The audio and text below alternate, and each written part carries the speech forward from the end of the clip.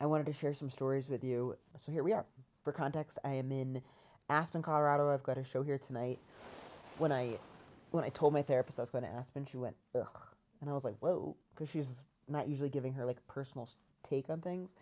And then she was like, oh, my ex husband lives there, and I was like, oh, now I've seen her for a couple years. She doesn't really tell personal things about herself because she's not supposed to, boundaries.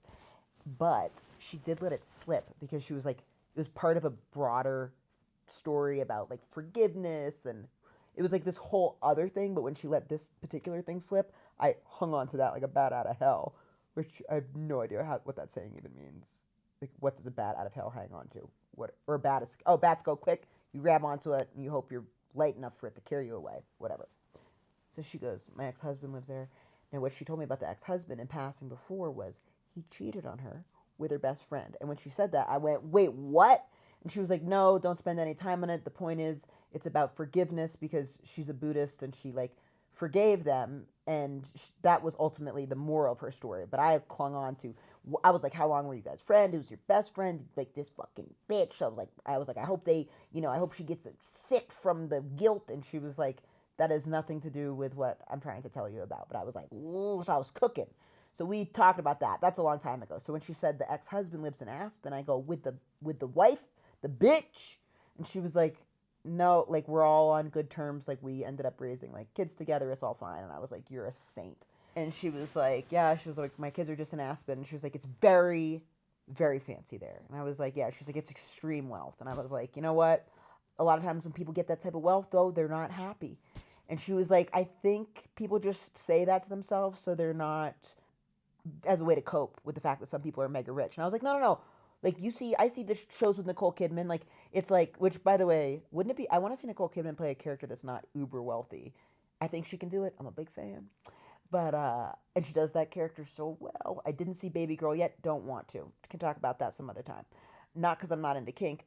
Very interested. My girlfriend loved it. I don't know, for some reason, I just don't want to see Nicole Kidman in any sex scenes. I don't know if it's the her look or she's kind of like waspy a lot of times. Like reminds me of, I don't know, family. I don't know. I don't know what exactly. I mean that's like me being very generous. I don't actually can't think of any family members. They look like Nicole Kidman. We're all pretty short, but whatever. I digress. So I was like, wait, what was I talking about? I'm getting to my story. Oh yeah, I was like, I've seen those shows. Like they're not happy. And Barbara, my therapist, was like, no, they're like pretty happy. It's like we just like tell ourselves that. And I was like, well, okay, that's depressing, but it is what it is. Because I was like, but don't you see? Don't you think it's like you don't know who your real friends are? Who do you trust? And she was like, yeah, some of them feel that way, but like most of them, I think are pretty happy. I said, damn.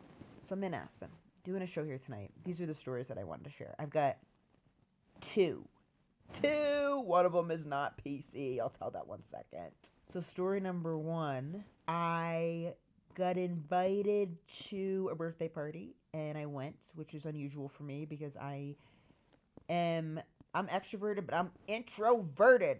A whole birthday party, but it was with other comedians, and I was like, you know what? I really like this comedian, and we have become friends, and like I think a lot about like friends in like the workplace, which it might be like you're comedians, like how much boundaries can there be? A lot, because everybody talks, and there is no. It's a very, I don't know how to say it. Like there's a it actually is a pretty small community, and I think with friendships, a big part of making friends is vulnerability, right?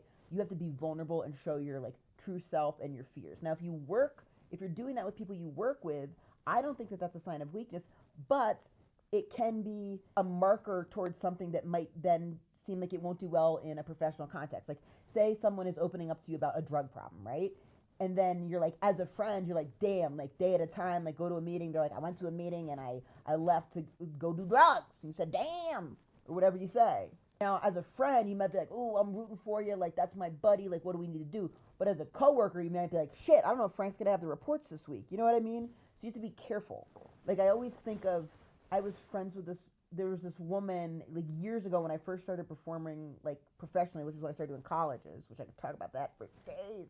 Holy Lord.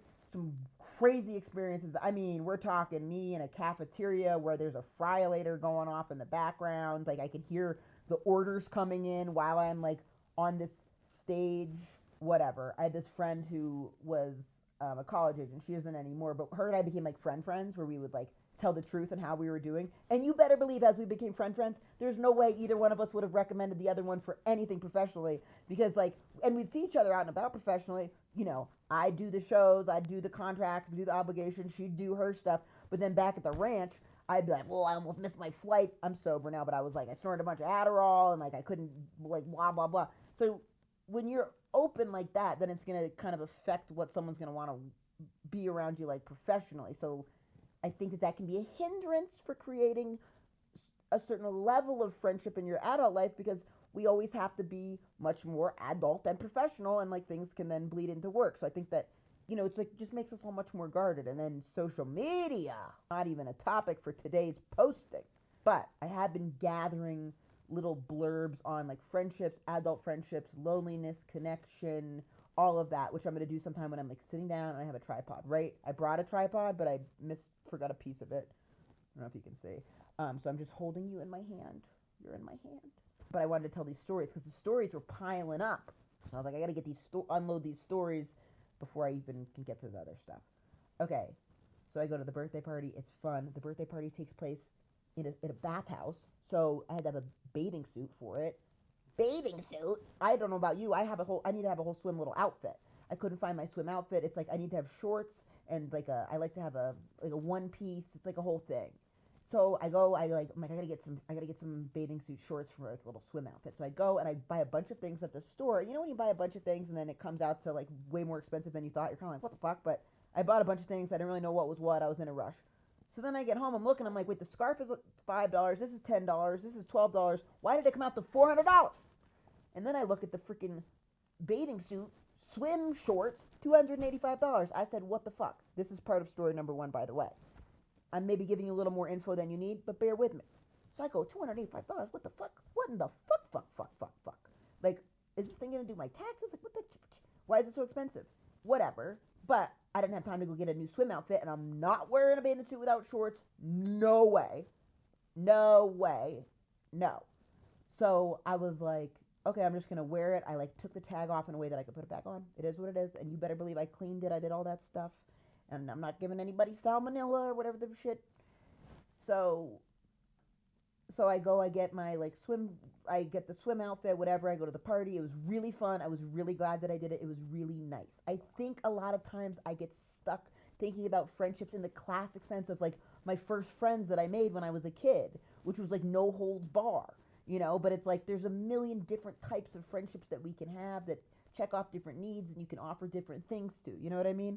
So this was like a really nice, still very professional, fun thing. Also, I don't need to be so guarded too. It's like I'm in a totally different place. I wouldn't have any stories that would necessarily incriminate me professionally that I can think of off the top, whatever, now. So I go, it's nice. Then I return the swimsuit the next day, right? But I'm feeling a little suspicious because I'm doing something wrong, technically illegal. And if you work for the enforcers of the people that take down people that for returning used swimsuits, it was $285. What did you want me to do? Also, I'm joking. So I'm feeling kind of shifty while I go return the swimsuit. So I go up, I'm like, I'd like to return this swimsuit. And the girl's like, oh, the $285 one? I said, yes. And she was like, girl, I don't know why it's $285. I was like, thank you. She really said that. I'm just like retelling it. And I was like, yeah. I was like, it's like that. And she was like, don't even worry about it. So she returns it, bang, boom, no problem. So now I'm like, I gotta go get a different little swim outfit because I have no swim outfit. So I'm gonna go run up and grab one real quick. But I'm still feeling a little shifty because I had still done something kind of shady. So I'm up in the swimsuit area, and the person up there that worked for the store was kind of like looking at me. And I'm like, hey, like, I was like, she knows. She knows. I'm thinking, you know, they've got walkie-talkies. She's like, beep, beep, beep, beep. Someone just returned a swimsuit that I think they wore at a birthday party, blah, blah, blah. So she's like, hey. And I was like, hi. She goes, can I help you? I was like, no, I'm good. I'm not being shady or whatever. She's like, are you a comedian? And I was like, I am. And she was like, oh, like, would you mind if I tell you a story? And I was like, sure, love to hear a story. She goes, okay, so this is like basically story number 1. She was like, so I forget if it was her mom or aunt, doesn't matter. She's like, mom or aunt, whatever. She's like, they are they got a job where they're working with LGBTQIA people, like helping them find housing. She's like, she speaks Spanish, and she can speak Spanish in this role, but we're trying to like, also teach her like, so, like she's also like trying to learn some English, and so we're trying to get her up to speed on like current terms in the LGBTQIA community. This person definitely seemed to know more than I did, because I was like, what's the I again? I didn't actually ask that in my head. I was like, yes. Every time someone adds a new letter to it, I just am like, sounds good. So she goes, we're having to teach her that don't necessarily say lesbian anymore. You say queer to be more all inclusive. I'd say this person was probably like 21, 22, young, right? So it was like, so we're teaching her, to say queer, and also maybe not she or him, say like they, and we're just like really broad language. And she's like, and my mom's like having a hard time, but she's kind of getting it. And finally we're like, okay, we think you're ready to like be able to like speak the lingo and be taken seriously and be all inclusive. She goes, and then my mom is like, yes, like I feel ready, I finally got it, so I'm going to be all inclusive, so I'll make sure I refer to them as them queers. And then she was like, no, anything but that. Like them queers like nope, anything but that. And I thought that was funny. But where I came into it, she goes, so when we were trying to like talk to her about gender, I pulled you up and I just like had you playing in the background. And I was like, I'll take it, whatever. Please don't penalize me for returning this used swimsuit. So that's okay, that was story number 1. Story number 2. This is one of those things where whoa. So I'm visiting my special needs uncle, who's in his 70s, right? No, he's 80s. The man's aging backwards as of recently because he's retired. So he worked for years at a school for other special needs people. I don't know what his like exact mental capacity is. He's also hard of hearing. So I'm gonna say like 4, 5, 6 maybe. He's so sweet. Really brings out the best in everybody. Since he retired, there was like, I don't know exactly what into finding a place for him to be, but where he is he's in a home for older people, which he is older in the 80s, but it's like in the dementia unit because they had the resources to also take care of someone who's special needs to the degree that he is, okay? And I like going over there to visit, you know what I mean? Like, it's laid back. 100% of the time that I set foot in there, besides the fact that they have a lot of security, which I get because they don't want people to leave, but it's a little like, okay, like, it's a little heavy-handed with the security, but I get it. 100% of the time I go in there, I'm like, does anybody need a roommate? Because wake up, breakfast, activity, lunch, movie, walk, nap, activity, dinner, bed. That's a good day. Sign me up. It's like streamlined, you know? Another thing I like is like there's a lot of silence, which like it's like, yeah, okay, Emma, it's because everyone's got dementia so they forgot what they were gonna say. I get that. Or he's the only special needs person there, but it's like the silence I appreciate because it. And also, just as I'm talking about it with you, it's like no one's on their phone. Like it's like a different, because look, they don't know where their phones are. I don't know where my fucking phone is, okay? But it's nice, and it's like people are just being together, and there's something like wholesome about that, where it's like people that normally I feel like if you're gonna be in silence with someone, it's either like your partner, someone you like so close with, like you have to be really, or like a kid. Like I went out to eat with my niece and nephew, and it was just me and them.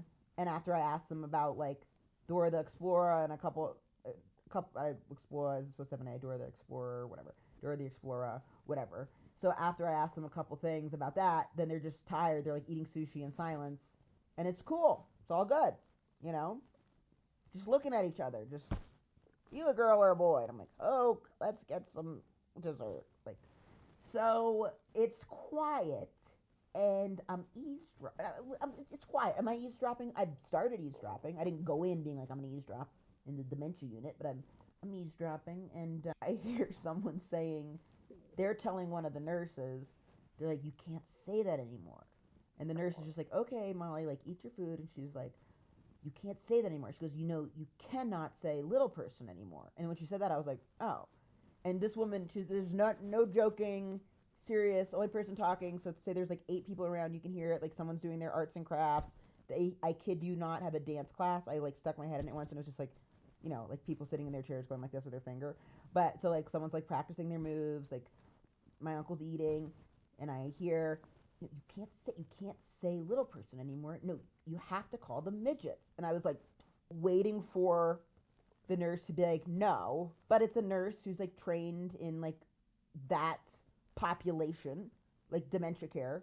So she knows better than I do how to respond, because I was about to be like, oh, you got it backwards. Ah, like life is, like I was, I wasn't like, oh, I'm dyslexic. I flip things around. It's just, if you're out and about, which you're not going to be because it is quite locked down in here. But if someone who fits that description does come in, just so you know, the M word is technically retired. I do believe it actually is a little person. So I was kind of like building up the momentum to kind of be like, oh, it's the darndest thing. No, but the nurse was just like, she was like, okay, Molly, are you sure about that? Like she's just trying to keep the woman talking. And then she's like, and then she's quiet, and I was like, I'm gonna like know my lane. 5 minutes later, I swear to God, the woman goes, you can't call them that. And I'm like, I'm dying at this point. No one else is, my mom wasn't with me at the time, so it's my uncle who's like, he's not picking up on this, and like, it's not like I could tell him about it. No one else is paying attention. I'm eavesdropping this. I had to share it. The woman says the same thing again. I said, I die, but also like, thank you, higher heavens, for like giving me this thing to eavesdrop on. Wow, does that nurse need a podcast? Even though I'm sure there'd be some type of like HIPAA clause. Those are my two stories that I wanted to say. Okay, I'm gonna go get ready for my show. I'm reading all this stuff about adult friendships. I read something by Dr. Marissa G. Franco. It's a book called Platonic: How the Science of Attachment Can Help You Make and Keep Friends. Because I think there's just like a different, also with like social media, it's like you see people together and you're like, wait, how much are other people hanging out? What amount do I need to hang out? Like what's what? So I'm reading about that, and I'll post about it soon. But I just wanted to offload those stories, if you will.